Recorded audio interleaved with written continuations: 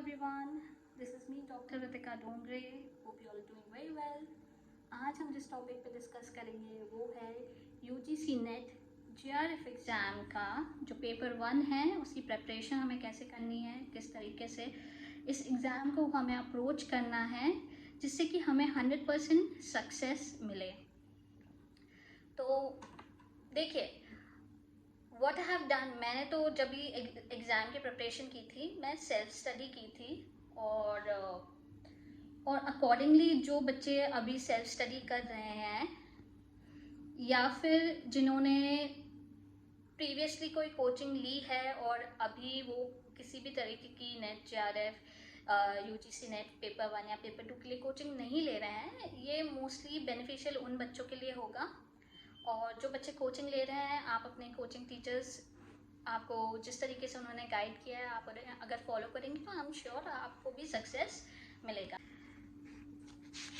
इससे पहले कि मैं पेपर 1 को हमें किस तरीके से स्ट्रैटेजाइज करना है उसके ऊपर डिस्कशन करूँ, उससे पहले मैं आपको ये बताना चाहती हूँ कि मार्किंग स्कीम पेपर 1 की क्या होती है। तो जो पेपर 1 होता है उसमें 50 क्वेश्चंस आएंगे आपको और वो MCQ मोस्टली MCQ होंगे या फिर मैच द फॉलोइंग होंगे, इस तरह के क्वेश्चंस होंगे।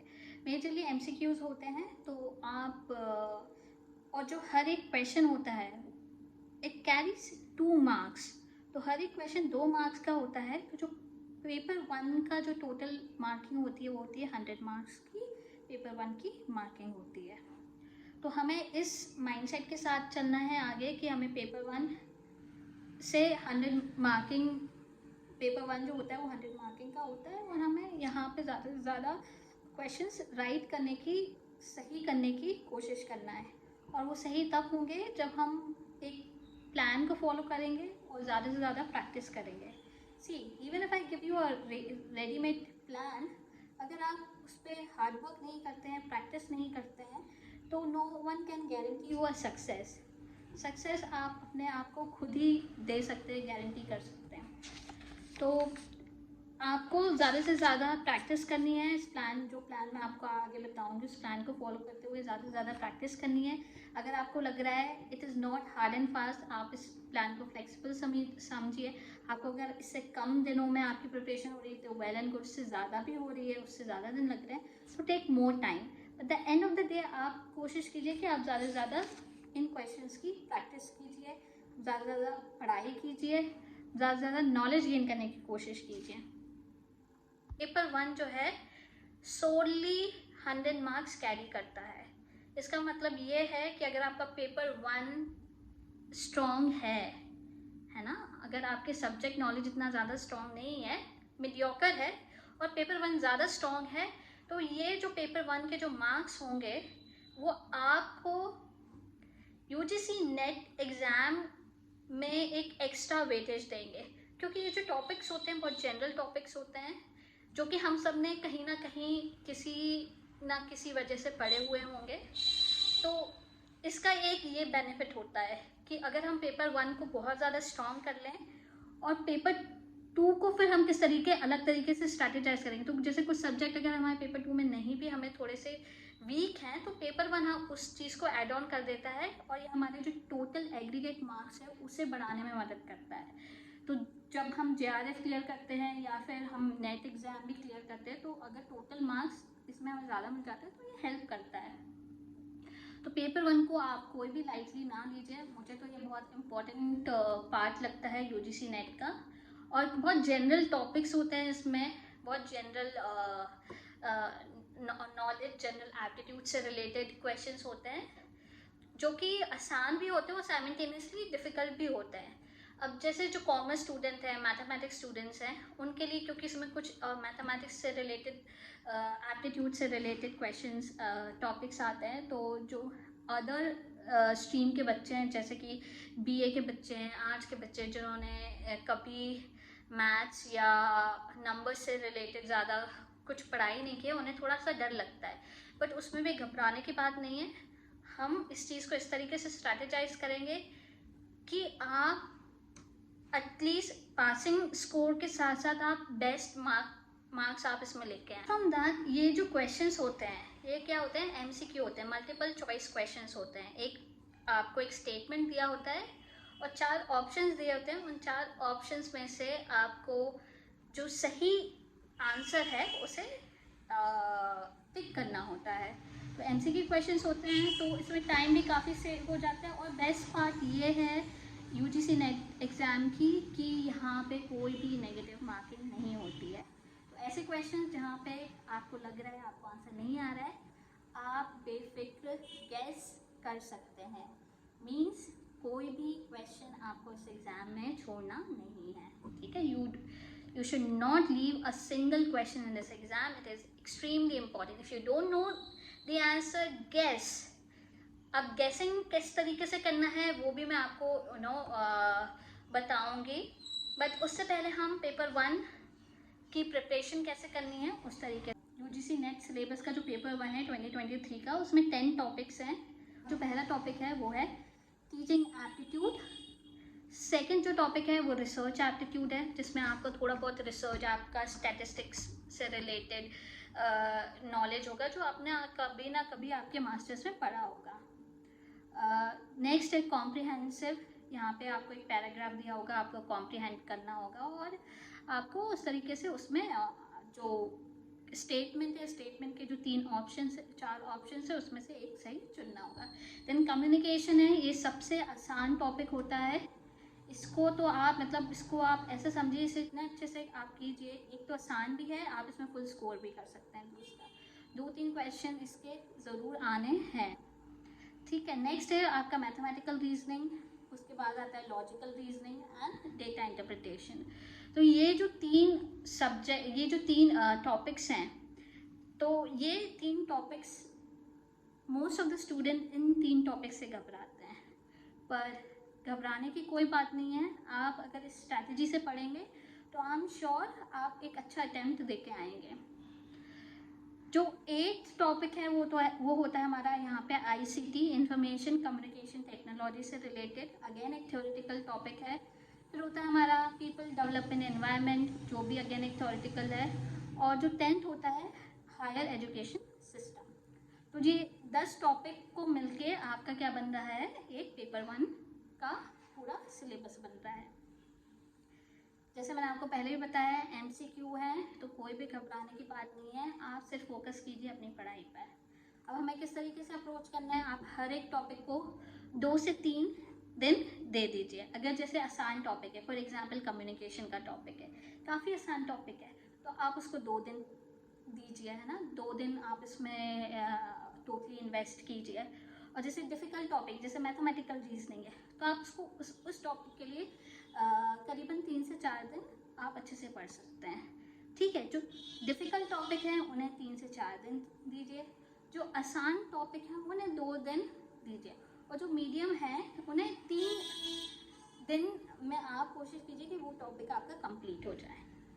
नेक्स्ट, ये जो टॉपिक कंप्लीट करने की बात मैं कह रही हूँ तो किस तरीके से करना है, तो पहले मैं आपको एक बुक रेकमेंड कर देती हूँ पेपर 1 के लिए, जो कि बहुत इंपॉर्टेंट बुक है। इसके बिना 2 बुक है, बेसिकली मैं 2 बुक रेफ़र करूँगी आपको पेपर 1 के लिए, जिसके बिना आपकी प्रिपरेशन बिल्कुल अधूरी रहेगी। तो जो पहली बुक है वो है ट्रूमैन्स की पेपर 1, ठीक है। ट्रूमैन्स का जो नेट सेट एग्ज़ाम का होता है बुक पेपर 1। और जो सेकेंड बुक है वो है हमारी आर गुप्ता की CBSE UGC नेट कॉमर्स की बुक आती है, जिसमें पेपर 1, पेपर 2 और पेपर 3 तीनों के पास्ट ईयर क्वेश्चन पेपर्स होते हैं, विद सॉल्यूशन होते हैं एंड विद एक्सप्लेनेशन होते हैं। तो ये जो दो बुक हैं, it is very important for paper 1। तो पहले हम जो ट्रूमैन्स की बुक है, जिसमें पेपर 1 का इंटायर सिलेबस है, इसके बाहर मुझे नहीं लगता आपको कुछ ज़्यादा पढ़ने की ज़रूरत है। आपने अगर ये बुक अच्छे से कंप्लीट कर लिया, आपका पेपर 1 अच्छे से होगा, डेफिनेटली आपका ये अच्छे से होगा, क्योंकि मैंने खुद ने सिर्फ इस बुक से पेपर 1 किया था और मेरा पेपर 1 काफ़ी अच्छा रहा है, उसका स्कोर काफ़ी अच्छे रहे हैं। तो इस बुक में क्या होता है, मैं आपको जैसे बताती हूँ कि जो पहला टॉपिक है वो है टीचिंग एप्टीट्यूड, रिसर्च एप्टीट्यूड के बारे में, ठीक है। तो जो पहले पेपर 1 में क्या होगा, आपको ये थोड़ा सा जैसे चैप्टर वाइज है, हर एक टॉपिक के बारे में आपको एक प्रॉपरली नॉलेज देंगे। चैप्टर जैसे होते हैं चैप्टराइजेशन होता है, वैसे चैप्टराइजेशन होगा। और फिर उसके बाद उस चैप्टर के एंड में, जैसे फर्स्ट चैप्टर है टीचिंग एप्टीट्यूड, ठीक है, तो टीचिंग एप्टीट्यूड के एंड में क्या होगा, MCQ होंगे, है ना। उसके एंड में क्या होंगे, MCQ होंगे। और MCQ काफ़ी सारे MCQ होंगे, करीबन 80, करीबन 100 अप्रॉक्सीमेटली MCQ होंगे, 100-200 MCQs हो सकते हैं। तो आप क्या कीजिए, आप 1.5 डे में कोशिश कीजिए कि आपका चैप्टर कंप्लीट हो जाए। एक दिन में भी चैप्टर अच्छे से कंप्लीट हो सकता है। सेकेंड डे आप उसको ब्रीफली रिवाइज कीजिए और सेकेंड डे से ही आप फिर MCQ करना स्टार्ट कीजिए। तो इस तरीके से 3 दिन में आपका टीचिंग एप्टीट्यूड का सिलेबस विथ MCQ कंप्लीट हो जाएगा। सिमिलरली आप रिसर्च एप्टीट्यूड के साथ कीजिए। कॉम्प्रीहेंशन जो टॉपिक है उसको भी आप करीबन 3 दिन दे सकते हैं, क्योंकि इसमें प्रैक्टिस बहुत ज़्यादा, जो रीडिंग कॉम्प्रीहेंशन है उसमें प्रैक्टिस की बहुत ज़्यादा ज़रूरत है। अभी जब आप रीडिंग कॉम्प्रीहेंशन को अप्रोच करें, ठीक है, रीडिंग कॉम्प्रीहेंशन को जब आप अप्रोच करेंगे, I just get to that, हाँ, तो सबसे पहले ना, before getting into the paragraph, आप क्या कीजिए कि आप पहले क्वेश्चंस को रीड कर लीजिए, ठीक है। Before getting into the paragraph आप क्या कीजिए, क्वेश्चंस को रीड कर लीजिए। तो जब भी एक बार क्वेश्चंस आपके माइंड में आ गए and then you start reading paragraph, then you just have to find answers to that questions, ठीक है। आपका फिर दिमाग उस तरीके से वो पैराग्राफ को रीड करेगा, वो आंसर्स को ढूंढेगा, ठीक है। पहले आप पैराग्राफ रीड कर लेंगे और फिर वापस से क्वेश्चन पे जाएंगे, फिर वापस से पैराग्राफ पे जाएंगे, तो it will waste your time. तो इस तरीके से आप रीडिंग कॉम्प्रीहेंशंस को अप्रोच कर सकते हैं। इसको भी आप करीबन तीन दिन तो आप दीजिए, है ना, 3 से 4 दिन।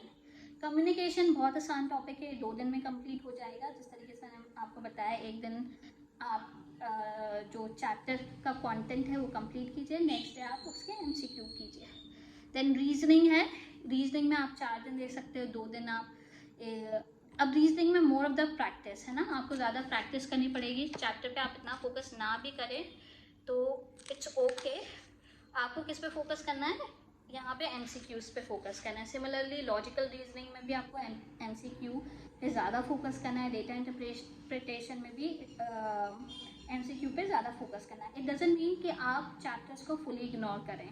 चैप्टर्स को आप यू कैन गो थ्रू, एक बार की रीडिंग आप go through the content of the chapter and more focus on MCQ, ठीक है। नेक्स्ट जो होता है हमारा ICT अगेन एक पूरा थ्योरेटिकल टॉपिक है। 314 313 है ना, ये भी एक थ्योरेटिकल टॉपिक है। ये थोड़ा सा बड़ा भी टॉपिक है, तो इसमें आप 3 से 4 दिन दे सकते हैं अगर देना चाहें तो। बट मैं यही बोलूँगी आप MCQ पे ज़्यादा फोकस कीजिए, ICT का MCQ पे ज़्यादा फोकस कीजिए, और कंटेंट भी आप अच्छे से एक बारी देख लीजिए। तो 4 दिन, 2 दिन में आप कंटेंट कंप्लीट कीजिए, 2 दिन में आप इसके MCQ कीजिए। पीपल एंड एनवायरनमेंट तो काफ़ी ये आसान है, ये 2 से 3 दिन में आपका ये टॉपिक कंप्लीट हो जाना चाहिए।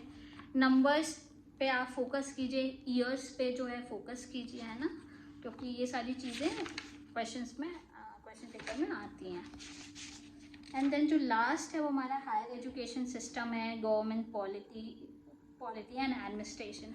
अब ये जो हायर एजुकेशन सिस्टम है उसमें जो न्यू पॉलिसीज़ एंड जो नई स्कीम्स आई हैं रिलेटेड टू एजुकेशन, आपको उनको अपडेट करना बहुत ज़रूरी है। अगर आपने पिछली बार एग्ज़ाम दिया है तो पिछली बार से इस बार तक कुछ नई पॉलिसी ज़रूर आई होंगी, तो आप उन चीज़ों को अपडेट ज़रूर कीजिए। जो कि रीसेंट अपडेट्स आए हैं वो आपको इंटरनेट पे आराम से मिल जाएंगे, तो आप उसे इनकॉर्पोरेट करें अपनी स्टडीज़ में। तो इस तरीके से अगर आप ये एक अप्रोच को फॉलो करते हैं तो विद इन 1 मंथ आपका इंटायर ये जो बुक है पेपर 1 की 2 मंथ्स की, ये कंप्लीट हो जाएगी विद MCQ, ठीक है। नाउ नेक्स्ट क्या है, नेक्स्ट ये है, जब भी आपने एक बारी पेपर 1 बुक को कंप्लीट कर लिया है 2 मंथ्स की, तो अब आपको ये बुक ओपन करनी है R गुप्ता की, जो पास्ट या प्रीवियस ईयर्स क्वेश्चन पेपर्स हैं नेट के उन्हें। अब इसमें 2 सेक्शन में आपका जो मेन सब्जेक्ट है उससे रिलेटेड क्वेश्चंस होंगे, कॉमर्स का जैसे मेरा कॉमर्स था तो मैंने कॉमर्स का प्रीवियस ईयर पेपर्स बुक लिया था, तो इसमें पेपर 1 और पेपर 2 दोनों के सॉल्यूशंस थे। तो जो पेपर 1 है, पेपर 1 के जो क्वेश्चंस हैं वो अलग सेपरेटली दिए हुए हैं। करीबन पिछले 10 से 12 साल के क्वेश्चंस इसमें दिए हुए होते हैं। देखिए पेपर 1 तो आपको इस तरीके से इसे आप तैयारी करनी है कि आपको विद इन 1 आवर में पेपर 1 का जो क्वेश्चंस हैं 50 क्वेश्चंस हैं विद इन 1 आवर में आपके सॉल्व होने चाहिए। आपको इस तरीके से प्रैक्टिस करनी है। तो आप तीन एटलीस्ट मिनिमम 3 जो पेपर्स हैं क्वेश्चन प्रीवियस ईयर के क्वेश्चन पेपर्स हैं, कम से कम 3 क्वेश्चन पेपर एक दिन में कीजिए। इस तरीके से जो पिछले 10-12 साल के जो क्वेश्चन पेपर्स हैं वो आप 5 दिन में कंप्लीट करें। 5 3 15। तो आप इस तरीके से जो 15 प्रीवियस ईयर के क्वेश्चन पेपर्स हैं आप इस तरीके से इसे कंप्लीट कर पाएंगे। बट यूजली 15 होते नहीं हैं, 10 से 12 साल के होते हैं, and that is more than enough. ठीक है, तो आप इस तरीके से, अब ये क्या हो गया, आपके पेपर 1 कम्प्लीटली प्रिपेयर हो गया है। तो जब आप जो प्रीवियस ईयर के क्वेश्चन पेपर्स हैं पेपर 1 उन्हें सॉल्व कर लोगे तो अब आपको पता पड़ेगा कि आपकी वीकनेस कहाँ पे है। तो अभी जब आपको आपकी वीक एरियाज या वीक टॉपिक्स पता पड़ गए जहाँ पे आप कमज़ोर हैं, उन पे अब आपको वापस से ज़्यादा फोकस करना है। Now you have to again open the book, और जहाँ पे आपको लग रहा है कि ये मेरा वीक है अब आपको उस पर ज़्यादा काम करना है। कोशिश कीजिए जो आपके MCQs हैं और प्रीवियस ईयर क्वेश्चन पेपर्स हैं एटलीस्ट आपने 2 बार किए हुए हैं, कम से कम 2 bar with chapters and MCQ आपका रिवीजन होना चाहिए। 3 से 4 बार होगा आपके लिए काफ़ी बेनिफिशियल होगा, बट कम से कम मिनिमम 2 टाइम्स आपको रिवीजन करना ही है। अगर आप ये सोचें कि मैं सिर्फ एक बार पढ़ के चले जाता हूँ, हो सकता है बहुत शार्प हो, आप ऐसा हो जाए, बट इतना बेनिफिट ऑफ डाउट आप नहीं दीजिए, इतना रिस्क नहीं लीजिए, है ना, क्योंकि आपको वापस से पढ़ना पड़ेगा। अगर एक अटैम्प्ट में नहीं हुआ वापस से फिर वो एग्ज़ाम देना पड़ेगा। तो इट्स बेस्ट कि आप आपके इस अटेम्प्ट में आपका बेस्ट प्रिपरेशन हो, आप अपने बेस्ट एफर्ट्स पुट करें। तो मिनिमम 2 टाइम्स आपका विथ फर्स्ट टाइम जो आपने प्रिपरेशन की है वो, एंड द सेकेंड टाइम आपका एक रिवीजन होना बहुत ज़रूरी है। 2 से 3 बार अगर आपका फर्स्ट प्रिपरेशन के अपार्ट फ्रॉम दैट अगर आपका 2 से 3 बार रिवीजन होता है तो ये बहुत बेनिफिशियल होगा। Don't under estimate revision at all, it is very important. Apart from that जो MCQs हैं, दोनों बुक्स के जो MCQs हैं, है ना, तो उसमें पीछे जैसे कुछ क्वेश्चन हैं आपको नहीं समझ में आ रहे हैं, तो उसी टाइम पे पीछे बुक्स में उनके एक्सप्लेनेशन दिए हुए हैं। तो जस्ट अगर नहीं बन रहा है तो आप उसे वहाँ मत छोड़िए। अगर नहीं बन रहा है तो उसका जो आंसर आया है वो कैसे आया है और क्यों आया है वो आपको पीछे उसका जो आंसर की है उसमें एक्सप्लेनेशन है, साथ में उसको आप देखिए, आप देखिए और समझने की कोशिश कीजिए। तो अगर आप इस तरीके से प्रिपरेशन करते हैं तो करीबन 1.5 मंथ में आपका पेपर 1 बहुत अच्छे से प्रिपेयर हो जाएगा। एक एड ऑन एक एडवाइस मैं आपको ये भी सजेशन ये भी देना चाहूँगी कि आप जब भी पेपर 1 की तैयारी करें तो आप ज़्यादा बीच में ज़्यादा ब्रेक ना हो, ज़्यादा कूलिंग ऑफ पीरियड बीच में ना हो। कॉन्टिन्यूशन में जितना स्टडीज़ होगी उतना ज़्यादा बेनिफिशियल होगा, क्योंकि आपका ब्रेन तभी एक्टिव होता है। जब आप कूलिंग ऑफ मोड में फॉर लॉन्गर पीरियड चले जाते हैं देन आपको वापस से रिकलेक्ट करना पड़ता है सारी चीज़ें, और फिर आपको वापस से उन चीज़ों पे फोकस करना पड़ेगा। तो जैसे आप 1-2 दिन का कूलिंग ऑफ पीरियड ले रहे हो बीच में, तो इट इज़ अंडरस्टैंडेबल। लेकिन अगर आप हफ्ते भर का कूलिंग ऑफ पीरियड ले रहे हो तो ट्रस्ट मी इतना आप कोई मेहनत नहीं कर रहे हो कि आपको इतना कूलिंग ऑफ पीरियड लेने की ज़रूरत पड़े। बट हाँ, अगर और कोई इमरजेंसी आ जाती है तो वो एक डिफरेंट कॉन्टेक्स्ट है ऑल टुगेदर। आपको अगर रेस्ट की रिक्वायरमेंट है, आपकी हेल्थ ख़राब है या कोई और अदर इमरजेंसी आ रही है तो दैट इज़ अंडरस्टैंडेबल। देखिए उसमें आप फिर कोई कुछ नहीं कर सकता है। बट अगर आपके पास टाइम है और अगर आप अननेसेसरी कूलिंग ऑफ पीरियड ले रहे हो तो आप उसे अवॉइड कीजिए। 1 या 2 दिन का कूलिंग ऑफ पीरियड बीच में समझ में आता है, वो भी अगर आपने 15-20 दिन बहुत ज़्यादा पढ़ाई कर ली है तब, है ना।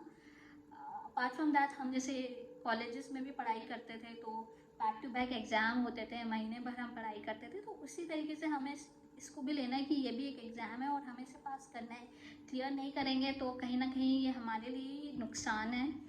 और अगर आप इसे ना उस तरीके से, जैसे हम हमारे ग्रेजुएशन पोस्ट ग्रेजुएशन के एग्ज़ाम देते थे, उस तरीके से लेंगे इस एग्ज़ाम को और उसी तरीके से अप्रोच करेंगे, तो आई एम श्योर आप ज़रूर इस एग्ज़ाम को क्लियर करेंगे। Thank you so much. I hope ये वीडियो आपके लिए बहुत नहीं तो थोड़ा बहुत बेनिफिशियल हुआ हो। ये वीडियो उन बच्चों को ध्यान में रख के बनाया गया है जो बच्चे सेल्फ स्टडी करते हैं, राइट। तो अगर आप भी ऐसे कोई हो जो सेल्फ स्टडी कर रहे हैं पेपर 1 पेपर 2 के लिए, तो ये आपके लिए ज़्यादा बेनिफिशियल होगा, ऐसा मेरा मानना है। और जो बच्चे हैं जो ऑलरेडी कोचिंग जा रहे हैं या ट्यूशन्स ले रहे हैं इस पेपर के लिए या इन पेपर्स पेपर 1 पेपर 2 दोनों के लिए, तो देखिए उनका एक अलग होता है क्योंकि उन्हें अपने टीचर्स के लेक्चर्स देखने होते हैं और फिर देन आपको सेल्फ स्टडी घर पे करना होती है। तो कुछ सेल्फ स्टडी तो आपको करनी है eight the end of the day. तो अगर आप किसी की भी कोई हेल्प नहीं ले रहे हैं तो ये जो मैंने आपको पेपर 1 के लिए जो 2 बुक्स बताई हैं मोर देन सफिशिएंट है। इसके बाहर आपको कुछ पढ़ने की ज़रूरत नहीं है, एटलीस्ट पेपर 1 के लिए। So I hope it was meaningful, it was beneficial and मैं जल्दी नेक्स्ट भी वीडियो अपलोड करने की कोशिश करूँगी। तब तक के लिए आप आपके पेपर 1 पे फोकस कीजिए। Thank you so much. और हाँ, अगर आपको ये सीरीज़ पसंद आ रही है तो प्लीज़ लाइक कीजिए, शेयर कीजिए और सब्सक्राइब कीजिए। जितने ज़्यादा लोगों तक ये पहुँचेगा उतना ही जो एम है इन वीडियोस को बनाने का वो एम फुलफिल हो पाएगा। Thank you so much.